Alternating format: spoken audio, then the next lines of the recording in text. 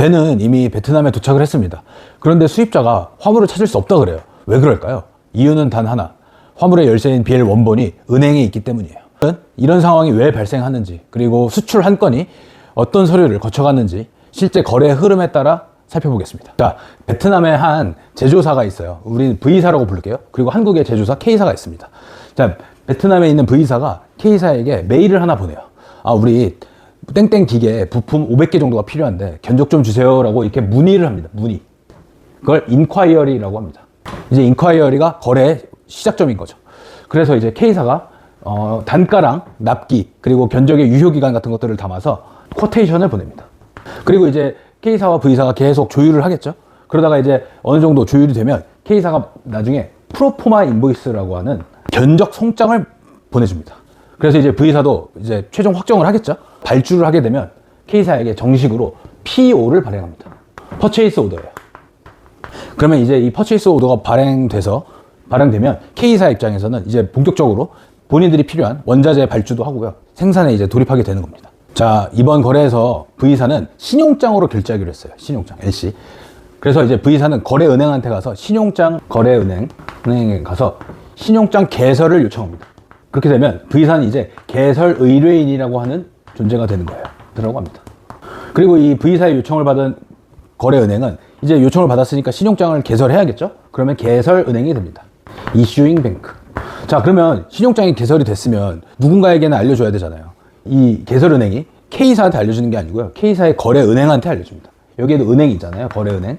여기서 이제 신용장에 대해서 통지를 해줍니다. 그래서 이 은행이 통지은행이 돼요. 어드바이징 뱅크라고 합니다.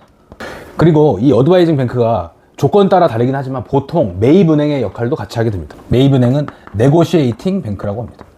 이 신용장 개설도 됐고 이제 K사는 생산이랑 포장을 다 마쳤습니다. 생산이랑 포장 마치면 뭐가 나오죠? 커머셜 인보이스와 패킹 리스트라는 중요한 서류가 나옵니다. 여기에는 얼마짜리 물건이 몇 박스에 어떻게 담겨 있는지, 어떻게 포장되었는지가 기재되어 있거든요. 이 두 서류는 앞으로 계속 사용하게 됩니다. 그래서 되게 중요한 서류예요. 자, 그 다음에 뭐죠? 이제 수출 신고해야 되죠. 관세사 통해서 수출 신고하고 신고가 수리되면 이제 수출 신고 필증, 수출 면장이라고 흔히들 하는 그 서류가 나오게 되고요. 그리고 수출 신고가 수리된 날로부터 30일 이내로 적재를 하셔야 돼요. 안 하시면 나중에 수출 신고 캔슬될 수 있습니다. 그리고 만약에 이 품목이 FTA 적용 가능한 품목이라면 바이어랑 미리 얘기를 하셔서 원산지 증명서도 구비해 두시는 게 좋습니다. 사실 수출자 입장에서는 수출할 때 대부분 관세가 없잖아요. 부가세도 영세율이고. 이 FTA의 적용의 혜택을 받는 거는 바이어니까 사전에 의논하시고 이제 원산지 증명서를 선택하시면 될 겁니다. 한국과 베트남 사이에는 FTA가 3개 정도 협정이 겹쳐 있어요. 한 베트남 FTA가 있고요. 아세안 FTA가 있고요. RCEP, 이 총 3가지 협정이 걸쳐져 있으니까요. 바이어와 확인하신 뒤에 원산지 증명서도 따로 준비하시면 될 것 같습니다. 자, 이제 수출 신고도 했고요. 이제 실제로 선사에 부킹을 해야겠죠. 그래서 K사에 계약된 포워더 엑시마이저가 선박회사에 부킹을 하게 됩니다. 그때는 부킹 리퀘스트를 선사에 보내고요.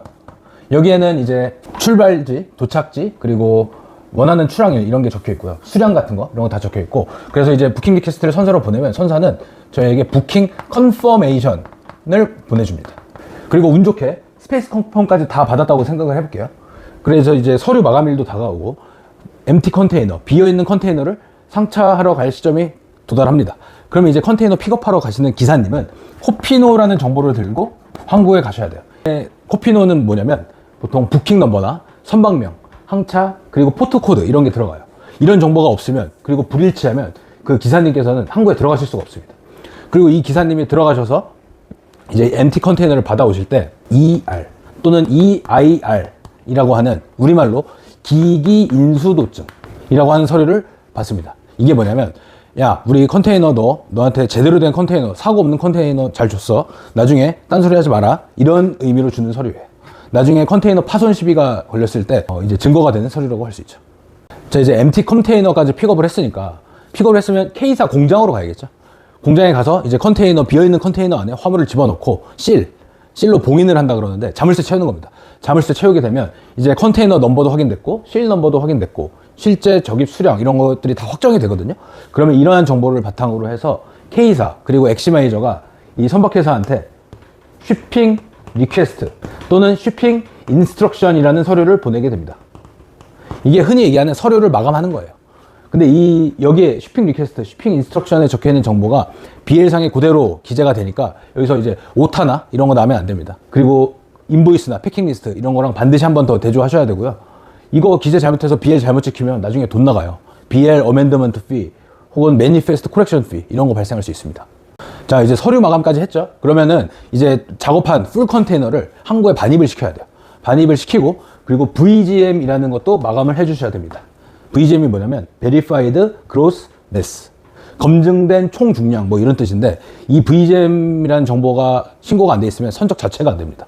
이게 솔라스라고 하는 해상인명안전협약이 있어요. 국제협약인데 2016년 전까지 이 VGM 신고가 의무화 되기 전에는 컨테이너가 무게가 균형이 안 맞아서 컨테이너가 무너지기도 하고 바다에 떨어지는 사고가 계속 발생하면서 이제 의무화 됐습니다. 이번 거래의 인코텀즈 조건은 CIF예요. 이 CIF의 I가 인슈어런스잖아요. 그래서 이 해상 적하 보험도 K사가 가입을 해야 돼요. 이 보험 가입 금액은 보통 CIF 밸류의 110%까지 가입 금액이 되는 거고요. 보험료 산정은 케이스 바이 케이스가 되는 거죠. 화물의 종류, 선박, 그리고 항로, 그리고 담보 조건, ICC, A, B, C 이런 거 있잖아요. 이런 거에 따라 이제 보험료가 산정이 되는 겁니다. 그리고 이제 컨테이너가 선박에 선적이 되고 출항을 하면 선사가 BL, Bill of Lading을 발행을 해요. 이 BL은 뭐냐? 화물의 소유권을 증명할 수 있는 서류입니다. 이 원본을 손에 쥔 사람만이 화물을 찾을 수가 있는 거죠. 이제 화물이 베트남에 도착을 했다고 가정을 할게요. 근데 여기서 이제 문제가 하나 발생해요. 화물은 배에서 내렸는데 그 화물의 소유권을 주장할 수 있는 BL은 K사는 갖고 있지 않아요. K사는 이미 BL 원본을 자기 거래은행, 아까 통지은행이나 매입은행, 그 은행에 보낸 상황이에요. 선적하자마자 비ll of lading, 인보이스, 패킹 리스트 등등등 이 서류를 한 세트로 묶어서 자기 거래은행에 매입, 내고 신청서를 같이 제출합니다. 이제 수출 대금을 조기 상환하고 싶으니까. 속된 말로 깡한다 그러죠. 할인 받는 거예요. 그러면 이 매입은행, 통지은행, 이 매입은행은 이 서류를 V사의 거래은행, 이 개설은행으로 서류를 보내게 됩니다. 바로 여기가 핵심인데요. 이 개설은행, 이 V사의 거래은행인 개설은행은 V사가 대금을 결제하거나 아니면 어음을 인수해야만 전달받은 이 서류 세트를 내어줍니다. 그러니까 서류가 은행 서랍 안에서 대기하는 상황이 발생하는 거죠. 그 사이에 이미 배는 도착하고 화물은 항구에 와 있는데 그 화물의 열쇠인 BL 원본은 아직 은행에 있는 이러한 상황이 발생하는 겁니다. 이게 근거리 항로일수록 이런 상황이 자주 생겨요. 배는 가까워서 며칠이면 금방 도착을 하는데 서류는 은행 거쳐서 이렇게 오고 하니까 그거보다 오래 걸릴 때가 있거든요. 이럴 때 쓰는 게 LG입니다. LG. Letter of Guarantee. 이런 상황에서 특별히 이름이 붙는데요. 수입 화물 선취 보증서라고 그래요. 수입된 화물을 먼저 선취한다. 선취하는 걸 보증한다. 그래서 수입 화물 선취 보증서라고 합니다. 이거는 이제 V사의 거래은행이 Letter of Guarantee라는 걸 발행을 해주는 거거든요. 그러면 이 V사는 이 서류를 가지고 선사에 원본 BL 대신 제출을 하는 거예요. 그러면 이제 BL 대신에 이 서류를 기반으로 화물을 먼저 인도받을 수 있게 되는 거죠. 그리고 나중에 원본 BL이 도착을 하면 은행이 이 레터 오브 개런티를 회수하면서 절차가 끝이 납니다. 아까 설명하면서 빠뜨린 부분이 있는데 이 레터 오브 개런티든 오리지널 BL이든 뭐든 간에 선박이 도착하기 며칠 전에 선사가 어라이벌 노티스라는 걸 보내요. 어라이벌 노티스. 도착 통지서라고 하는 건데 이게 뭐냐면 우리 슬슬 이제 곧 도착하니까 슬슬 낼 돈 내고 준비하고 있으렴 하는 겁니다. 지금 이게 CIF 조건이었잖아요. 이 CIF 조건에서도 도착지 로컬 차지는 수입자의 몫이에요. 그래서 이제 도착지 로컬 차지 등 이런 비용을 정산해야 선사가 딜리버리 오더 또는 DO라고 하는 것을 발행을 해줍니다. 이 딜리버리 오더가 있어야 베트남의 그 터미널에서 화물을 빼내갈 수 있는, 물리적으로 빼내갈 수 있는 자격이 생기는 거예요. 자, 그리고 이제 베트남에서 수입 신고도 해야겠죠? 관세, 부가세 납부도 하고 신고가 수리되면 수입 신고 필증이 나올 겁니다. 그럼 이제 이 시점에서 K사의 부품이 정식으로 베트남에 이제 상륙을 하는 거죠. 이걸로 이제 컨테이너의 여정은 끝이 납니다. 인코텀즈가 CIF였잖아요. CIF니까 해상운임도 이제 K사가 부담을 하는 건데 이 K사와 계약되어 있는 엑시마이저 포어더는 이제 실제 발생한 운임이랑 부대 비용을 한번 싹 정리를 합니다. 그래서 견적이랑 실비가 달랐던 부분은 추가 청구서나 정산 인보이스로 이제 마지막에 한 번 더 조정을 하고요. 여기까지 오면 이제 한 건의 수출이 완전히 끝나는 거예요. 오늘 이야기 결국 한 문장으로 요약하면 이거예요. 화물이 도착했다고 끝난 게 아니다. 서류 하나, 은행 하나 걸리면 이제 전체 일정이 뒤로 밀립니다. 여러분의 회사는 지금 이런 과정 중에서 어디쯤 걸려가지고 고생을 하고 계신가요? 댓글로 알려주세요. 오늘 영상은 여기까지입니다. 시청해주셔서 감사합니다.